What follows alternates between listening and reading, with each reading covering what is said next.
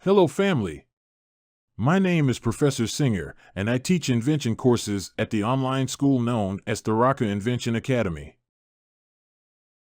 Several months ago, I got to meet and became acquainted with a businessman from China who traveled to my community to explore the feasibility of mining raw materials here in Tharaka-Nithi County, Kenya, for export back to China. And speaking with him, the overall objective appeared to be extraction of raw materials for processing, fabrication, and use in China's growth, development, and prosperity. My understanding was that local job opportunities would pale in comparison to job opportunities and wealth creation that the Chinese would experience through these exported minerals. The harsh reality for Africa is that if it cannot harness full sovereignty over its natural resources and retain mastery of its means of production, the future will be bleak indeed. I personally know of too many families and individuals are living hand to mouth at embarrassingly low wages. Feeding the family and paying school fees for the children drain the bulk of monthly incomes. Imagine peering into a computer screen in California and uncovering a massive fortune hidden deep in the earth, halfway around the world in Zambia. This isn't a scene from a sci-fi movie, but a reality for data scientists at KoBold Metals. They discovered a vast deposit of copper, using advanced AI technology, promising billions in annual revenue for KoBold Metals Corporation for decades. But while this discovery seems like a win for Silicon Valley and the United States in the race against China for essential minerals, the implications for Zambia and its people are far more complex and troubling. KoBold Metals, a company birthed in Silicon Valley, has been quietly revolutionizing mineral exploration with its AI-driven techniques.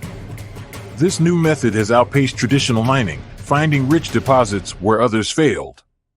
Their recent discovery in Zambia is touted as the largest copper find in over a decade, enough to produce millions of electric vehicle batteries.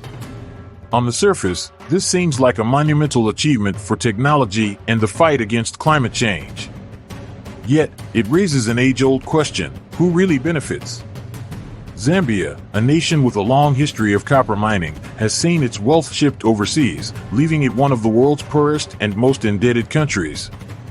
The landscape is scarred with environmental damage, and local communities have gained little from their natural resources.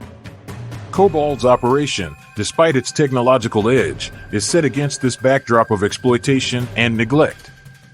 The copper from Zambia is critical not just for consumer electronics, but for green technologies and military equipment. Yet, despite the wealth generated, the local people often see little of the profits. KoBold claims to uplift local communities, attracting top Zambian geologists and promising jobs. However, the nature of their underground mining operations means fewer employment opportunities compared to traditional open-pit mines.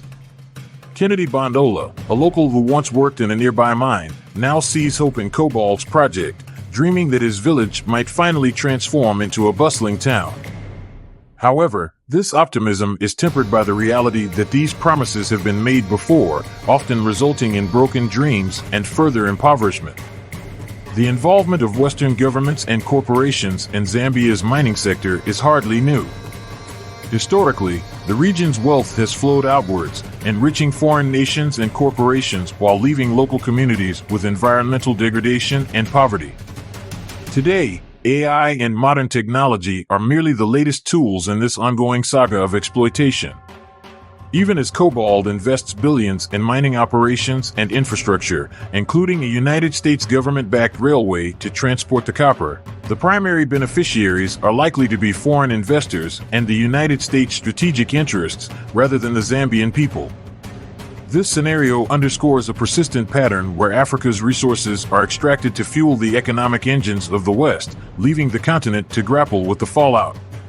Zambia's president, Hakainde Hichilema, is negotiating for a greater share in the mine, hoping to funnel more revenue into sectors like health and education. But given the country's overwhelming debt and limited resources, these benefits remain theoretical and uncertain. The stark reality is that while AI and cutting-edge technology can uncover and extract vast mineral wealth, They do little to address the underlying inequities and historical exploitation faced by African nations. As Western powers and corporations continue to tap into Africa's resources, the cycle of wealth extraction and local impoverishment persists, now with a veneer of technological advancement. The discovery of copper in Zambia by KoBold Metals, driven by AI, illustrates both the potential and the perils of modern mining. It highlights the continuing struggle for fair distribution of wealth from natural resources, the environmental and social costs borne by local communities, and the unbalanced benefits skewed towards Western interests. This story is a modern chapter in a long history of exploitation, reminding us that technological progress alone cannot solve deep-rooted issues of justice and equity.